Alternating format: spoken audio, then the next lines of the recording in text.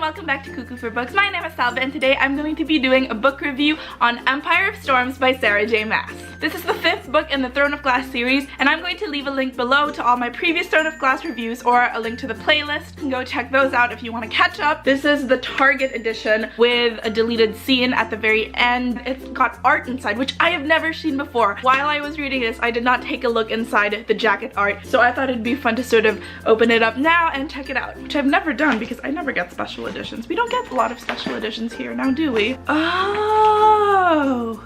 This is one big spoiler alert if you have not read the 4th book of the series. So the art looks something like this. So it's Aelin and Rowan doing their magical thing. Yet I'm not an art critic by any means.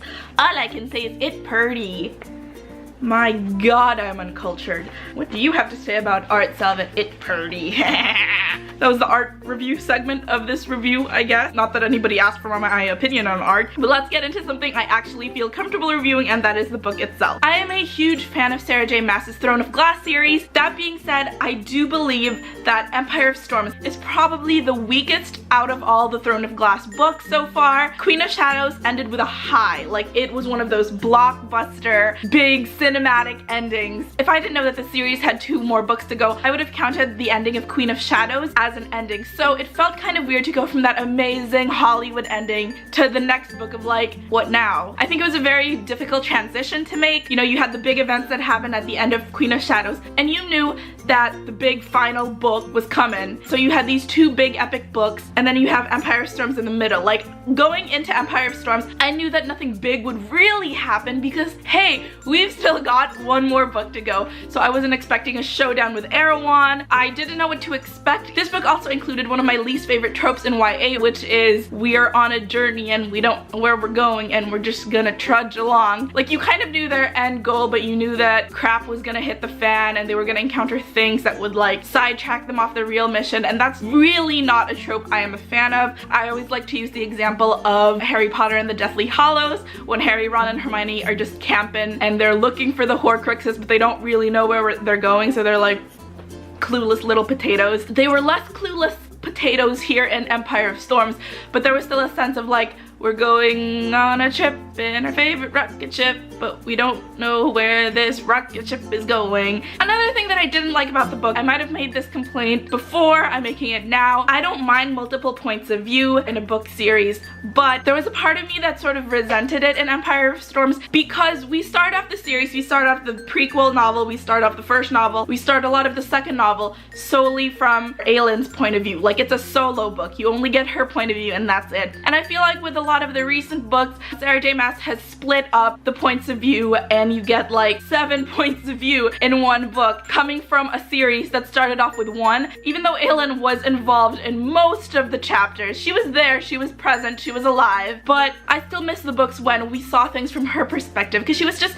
such an interesting character to get to know. So to have to sort of read this book 75% seeing her from the outside in versus seeing her points of view on things, that just really made me nostalgic for the earlier books in the series. When we did get those few rare chapters from her point of view, you got the feeling that she was still sort of hiding something from you, and you're like, what are you hiding from me? We used to be so close, Aelin. Tell me, why are you keeping secrets from me? Ditto on the boys. I feel like Dorian was talked about in Empire of Storms more than he was actually involved. Like, he was there, but he was always to the sidelines. Like, he was literally benched for a good part of this novel. He did not have any character development. He was present just for the sake of being present, I think. This is my personal opinion, but I feel like there was nothing else he could do plot-wise somewhere else. So the author was just like, okay, we'll just lump you in the group that's doing something. You're not gonna do anything, but you're not useful anywhere else, so let's lump you in and you'll be the useless one in this gang. Again, having known Dorian all the way from book 1, it made me miss him, and then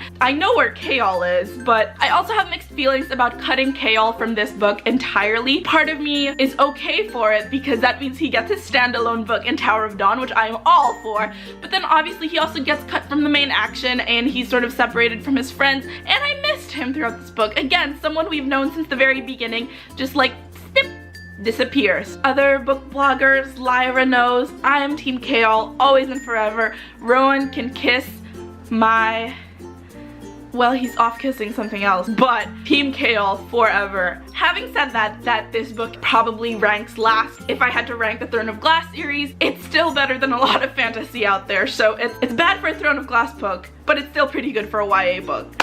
What I did like about this novel was the amount of character development there was where there was character development. Like, not all the characters got character development, but the ones who developed really developed. Like, I got to see a lot more into their backstory. I really loved the backstory of Aedion and Manon. I liked how their characters developed and sort of had their own sort of side B-plot going on. I did not care for, and as the kids say, this is the hill I will die on. I will stand by my opinion that Elide did not need a point of view. Unless Sarah J Maas is gonna throw this big revelation that she's this big super significant character in Kingdom of Ash the final book, why are you even here? Why do you need to be here? Fine, you need to be here like 20-30% of the time. Like, I get it, you have something to give to Selena. You did not need as many chapters as you were given. Oh man, it's Elide again when we could be getting things from Aylin's point of view. We have to get stuck with freaking Elide. Yuck!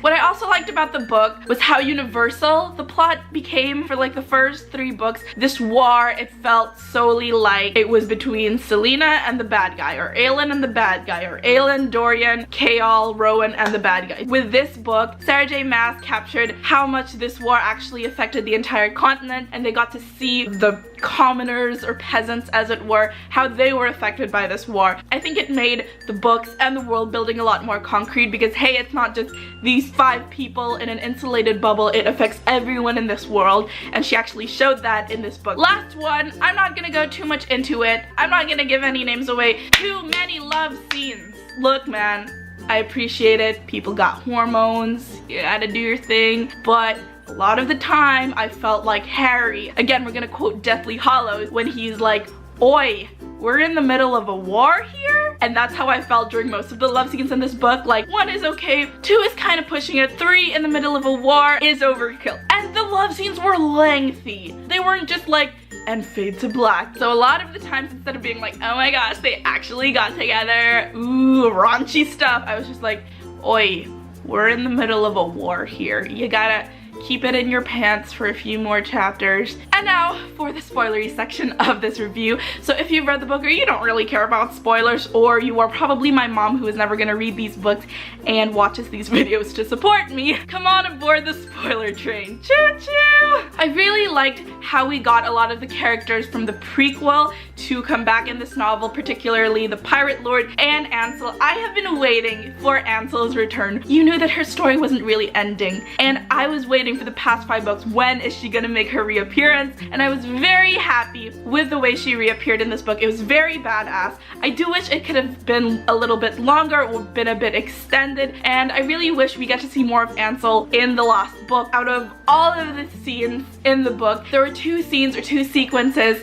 in the book that really blew me away. The whole confrontation between Manon and her grandma, that had me biting my nails, and that moment where Asterin is set to be executed and Manon says, I'll do it, and she raises the sword and then she doesn't, and she stabs her grandma instead, and her grandma's like, haha, you are a bastard, you are actually a Cuckoo. There was a good part of me that literally truly believed that Manon was going to go ahead and kill Asterin. This is gonna sound really rude and really violent and really brutal. Part of me wishes that she did. That would have just made a really good story. The next scene that blew me away completely was the confrontation between Maeve and Aylin at the very end. The last 50 pages of the book, I thought that was brilliant storytelling. And when Maeve tells Aylin everything that she's meddled with, and Elena told Aylin everything she's meddled with, and you have all these realizations coming at you, and then Rowan says, nope, we're secretly married, and then your brain is just like, I don't know where to focus on, and then Gabrielle's got his like blood oath broken and your mind's just spinning a mile a minute. Take notes, Cassandra Clare, because that is how you do an action scene with multiple points of view and multiple revelations going down. Sarah J Maas knocked it out of the park. I still love both authors, but I just feel like one did it better than the other. Also, and I read this on Twitter because I've been lurking around on Twitter as of late, somebody tweeted there was no need to cis-wash Manon, and I completely agree with that. There was no reason in the plot for Dorian and Manon to get together. There was no reason for Manon to be straight. I don't think it really contributed anything to the story other than, I guess, Dorian and Manon caring more for each other, but I think what would have been cooler would have been to see them actually care for each other without needing the romance aspect. So I totally agree with random stranger tweeter who there was no reason for them both to be straight. I also want to add Elite and Lorcan to that list of absolutely no reason for Lorcan and Elite to get together. No reason for Dorian and Manon to get together. No reason for Aedion and Lysandra to get together. It feels like Noah's Ark when everyone's like, you have to find a pair if you're gonna make it to the end of the series. There's no reason why you two should be together other than y'all are both single. On a side note, I kind of love the idea that Rowan and Aelin secretly married for the plain fact that we don't see a lot of YA characters getting married. Bella from Twilight, that's it. Dana Numair from Tomorrow Appears. 2. You fall in love with these characters, they grow on you, you form bonds with them, they start to live in your heart, and so to have them put a ring on it, as it were, it's just really sweet and warms my cold frozen heart. I will be the first to admit that Sarah J Maas's stories aren't 100% original. You can see the influence from previous series or previous works, and that was sort of subtle in the beginning, and towards the end, especially in this book, it was very, very clear. The ending where Elena revealed that Aelin is supposed to die and Elena knew it all along. I'm sorry, did I say Elena or did I mean Dumbledore? And did I say Aelin or did I mean Harry Potter? It was compounded even more by the fact that you found out that Maeve has secretly been pulling Rowan and Aelin's strings all along. What you love about Aelin is that she's headstrong, she's stubborn, she marches to the beat of her own drum, and to find out that she's actually been marching to the beat of Maeve's and Elena's and Nehemia's drums this whole time just really, really, really let me down. I guess nothing we read or nothing we've been through counts for anything anymore because the gods are just gonna mess with us. And this is a little nitpicky thing on my end, but you know that Game of Thrones is a big thing right now. I've never read the series, yet I know about this thing called the Prince Who Was Promised, and people are saying that it might be Jon Snow. So why, in the middle of all this Game of Thrones mayhem, would you have Aelin be something called the Queen Who Was Promised? I read somewhere that art does not exist in a vacuum. Like, what you can write now, you cannot write in the future. I read that somewhere, and I think that completely works both ways. And sometimes you cannot write something now. You could have written it in the past, you can write it way in the future, but now with current events, Harry Potter just ended, Game of Thrones is about to end. 2 of those incredibly popular plot points are in the media. Why would you incorporate it into your own story? It baffled me. All my issues with this book aside, I do think it set us up for an incredible final book. In the end, where everything was going on, and then Aelin was like, oh no, I'm not gonna make it out alive, so Lysandra's gonna take my place, but make babies with Aedion so they can pass off as my children. I was like, this girl thinks ahead. At that point, I was like, my world is spinning and I don't know what's going on, and I love it. I love how confusing this all is. I loved where each player was at the end of the book. It didn't leave me hanging. All their motivations were set for the next book. So I like where everybody ends in the book. I cannot wait for the 6th book. And that about does it for my Empire of Storms book review. You can follow me on my other bookish adventures on Twitter and Instagram, both at Cuckoo for Books. Please subscribe, and I will see you guys very soon. Bye guys!